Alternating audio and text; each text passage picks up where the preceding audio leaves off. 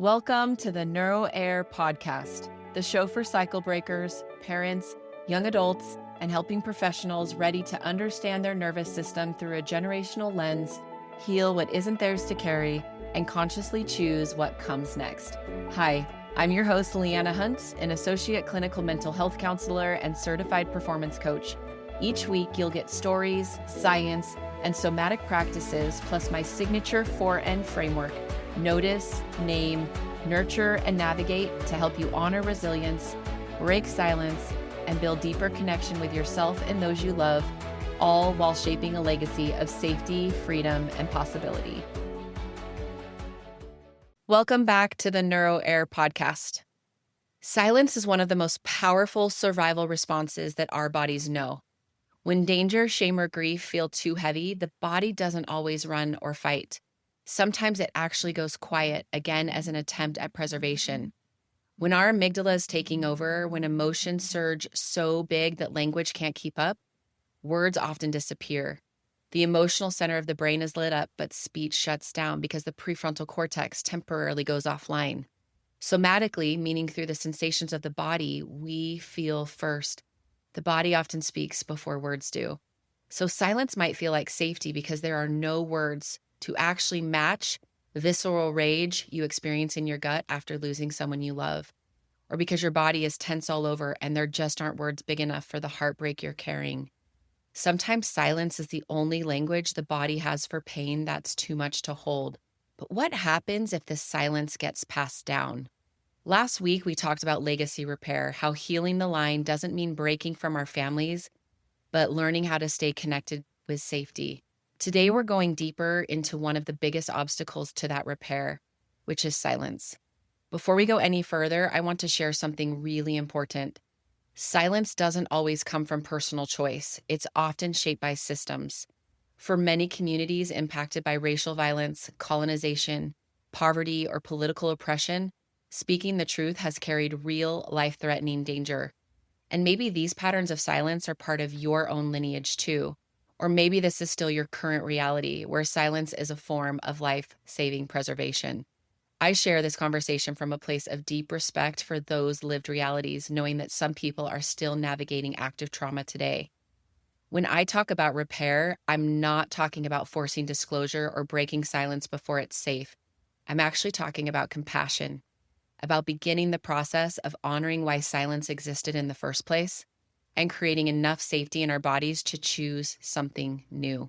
In my work over the last several years, I've spent a lot of time exploring the roots of belief systems, those statements that run our lives from the inside out and most of the time are not in our conscious awareness. But what I found is that most roads lead back to some version of "I'm not good enough."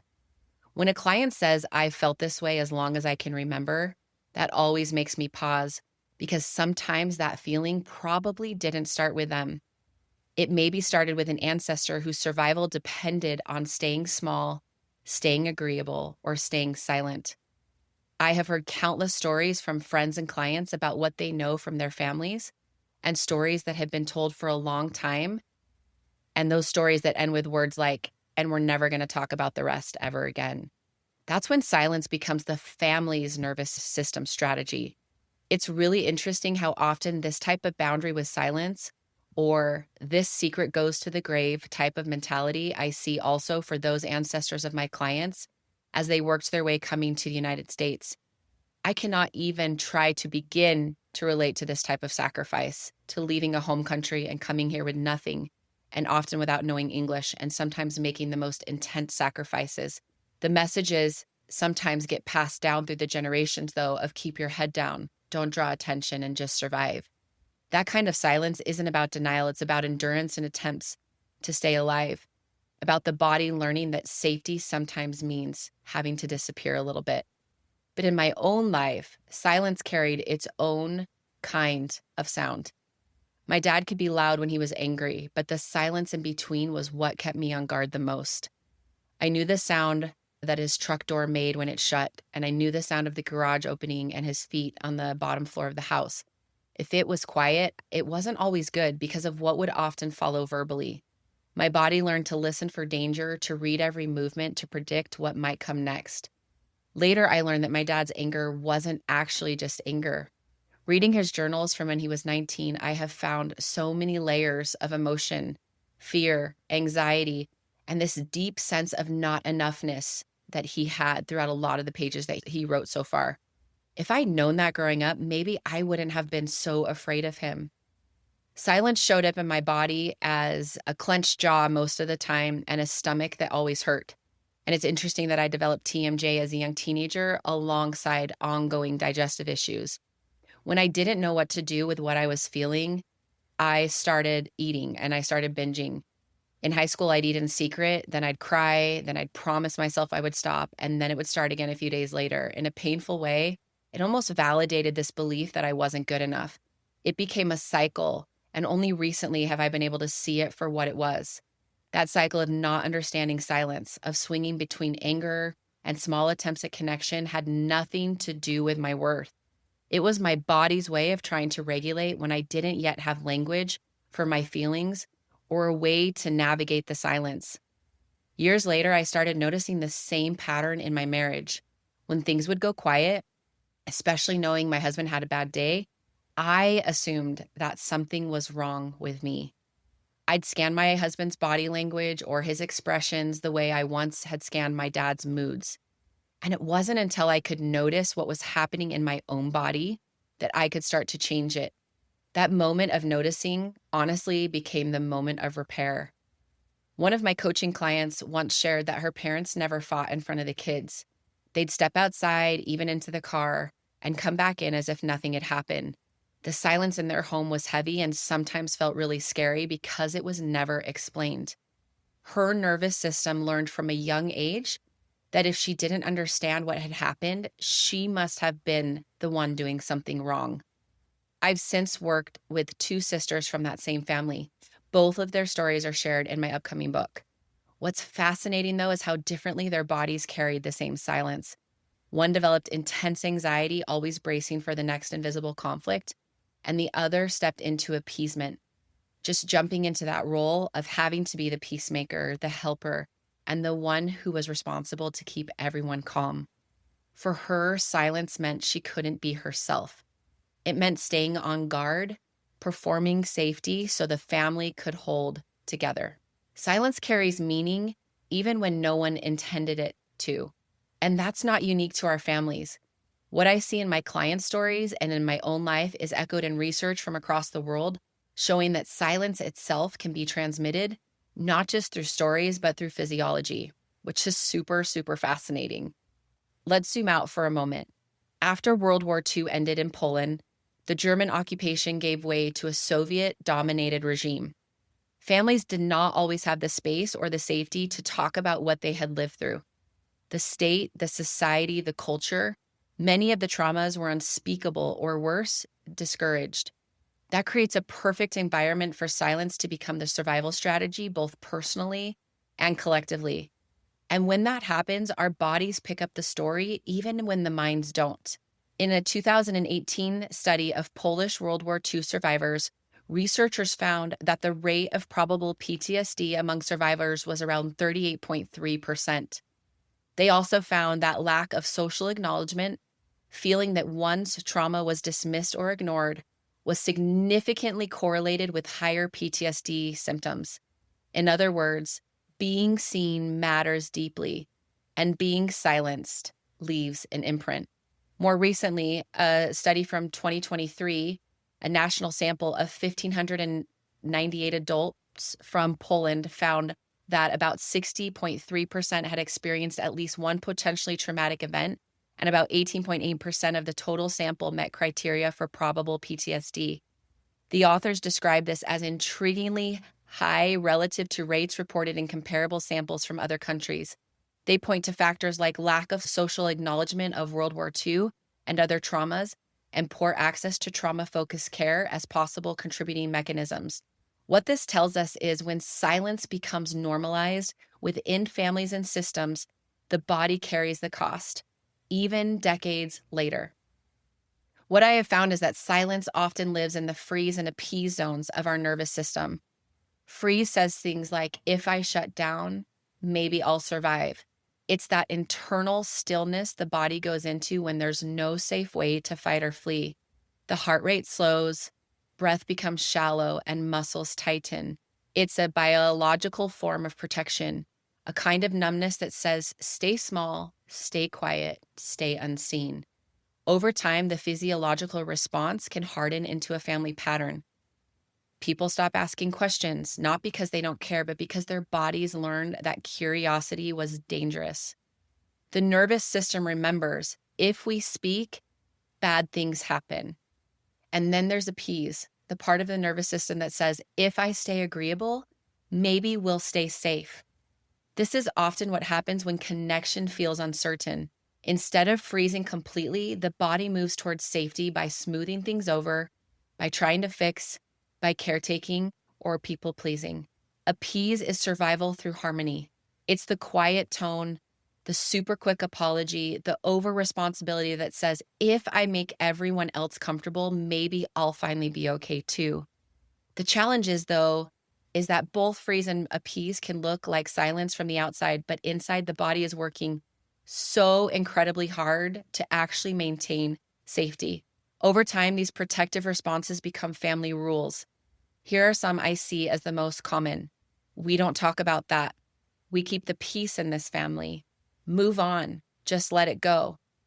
And when those rules get repeated often enough, they become inherited nervous system codes, unspoken agreements that outlive years and years after the original danger. When truth feels threatening, the window of tolerance narrows. In trauma-informed language, the window is the space where our nervous system can stay connected and grounded while still feeling what's happening. It's where we can think and feel at the same time. When I first teach clients about the window of tolerance, I hold my hand to my eye in a tight circle like this, just like a little scope, and ask them what they can see. They always laugh a little and say, well, hardly anything. When we look together at one of the large windows of my office, we do that next. And I ask them, what can they see now? And obviously they're like, well, I can see so much more. That's what this work can do. It can expand your window for connection, to thrive, and for growth. But when an experience feels too big, too overwhelming for the body to process, the system automatically contracts. It keeps the window small and narrow because the body is preparing to survive in whatever way it must. That amygdala fires, that emotional part of the brain. The body prepares for impact. The breath shortens and speeds up. The mind goes into protection mode. And in that state, silence can feel like safety. Now imagine that same survival code being passed down through generations. Maybe a parent who never learned to feel safe expressing emotions models restraint. Maybe a grandparent who lives through war or persecution teaches stoicism without context. Children learn to sense danger in tone, in silence, and in all the spaces that are between words. And generations later, that contracted window can look like hypervigilance, always scanning for what might go wrong. Or it can look like chronic anxiety, irritability, or emotional numbness, even when life is objectively safe. The body still interprets quiet as a cue for danger and not rest. That's the paradox of inherited silence. What began as a protection becomes a cage. And because this is physiological, not just psychological, it takes body-based awareness and compassion to start to widen that window again. Each time we notice our own tightening or shutting down, and we respond with gentleness instead of judgment, we actually can begin to teach the body that safety doesn't require silence anymore. So how do we actually begin to shift this? How do we widen that window, not just for ourselves, but for our children and for all those that are going to come after us? This is where the 4 N's come in, the framework I teach in my book. Think of this as a new rhythm and not as a checklist. It's a way of moving through what the body holds so that we can meet silence with safety instead of fear. The first N is notice. This is where awareness begins, sensing where silence lives in your body. Maybe your jaw gets really tight when you start to speak. Maybe your stomach cramps up or your shoulders pull in without you even realizing it. When you can notice that you're no longer lost inside the pattern, that's when you know that you're starting to observe it with compassion. The second N is name. This is about identifying the survival state or inherited rule that's running the show. You might realize this is freeze. Quiet was my way of staying safe. Or this is appease. If I stay agreeable, maybe everyone else will be okay. Naming actually gives language to what silence once hid. The third N is nurture. This is where we start to bring safety back online in our body through our regulation. It might look like placing a hand over your heart. It might look like taking a super deep, slow belly breath, or gently swaying your body back and forth as you remind yourself, I'm safe to feel. The body can begin to unlearn what it once equated with danger. And the fourth N is navigate. This is where awareness becomes movement. When you choose one small, conscious act of repair, maybe you write the story privately in your journal. Maybe you share it with someone safe or simply speak it aloud in your room or in your car. And this is something you can say, each small step is a declaration that silence no longer leads. One more time, say it with me. Each small step is a declaration that silence no longer leads. That's what I began to practice in my own marriage, starting with just naming the tension in my body before trying to speak what I felt. And each time I did, the silence started to loosen just a little bit more. Every time you move through these four ends, you will start to widen your own window for connection, for thriving, and for grounding. You give your nervous system and your lineage a new story about what safety can feel like. That's what it truly means to become a NeuroHeir. Someone who learns to listen to the body's ancient signals, bring them into present-day safety, and choose to pass forward connection instead of silence. Before we close, I want to invite you into a few gentle questions. You can just ponder on them here, and there'll be a copy for you in your show notes. When you think about your family or the environment you grew up in, what did silence mean there? Was it peace, protection, tension, a warning? Can you remember a moment when silence felt heavy, or when you realized there were things that simply weren't being talked about? If you pause and listen inward right now, where does silence live in your body? Is it a tightening in your throat, that pit in your stomach? Remember, guys, there are no right answers here, just awareness. Awareness is the beginning of that legacy repair. If you want to go deeper, again, these prompts are listed in the show notes below, along with several others. Please use them as a starting point for curiosity. It might be helpful for you to write them in your journal and then take a long time to reflect. Reflect compassionately without rushing to have to make a meaning. I want to invite you into a gentle closing practice with me. Just simply take a slow breath in through your nose and slowly exhale through your nose or mouth. Imagine the story your body has been holding. You don't have to tell it all today, just acknowledge it and say to yourself or whisper out loud, I'm safe to know what's mine and I can release what's not. And one more time, I'm safe to know what's mine and I can release what's not. Then just gently notice what happens next. Do you feel warm? Do you feel like you want to cry? Is there tingling? Maybe just a deeper breath settling? That's your nervous system beginning to feel supported. Remember that silence protects, but it can also feel like a prison. When even one person begins to tell their family's survival stories with safety and compassion, the whole lineage can begin to breathe differently. Make sure you download your NeuroHeir survival response map from the show notes of episode 3 if you haven't already. It's a super simple way to see where silence might live in your body's states. I have also included the reflection questions again, if you're ready for a deeper dive, along with the gentle practice we concluded with, all in the shared notes below. And remember, if this episode resonated with you, would you please take a moment to leave a review or share it with someone who might need it too? Your support so far has been incredible, and it truly means so much. And I love getting your messages and already having these beautiful conversations. In the next episode, we get to talk to my husband, David, and we're going to talk about our 25-year journey of learning what it means to regulate ourselves before waiting for our partner, and how we've navigated silence, communication, and nervous system work in our own marriage. So make sure you guys tune in to that episode. Until next time, see you later. Thanks for joining me on the NeuroHeir Podcast. This work is about honoring resilience in yourself and also those who came before you, all while finding freedom from what was never yours to carry. With the help of stories, science, somatic tools, and the 4 Ns, notice, name, nurture, and navigate, you have a path toward deeper connection with yourself, your loved ones, and the legacy you want to pass on.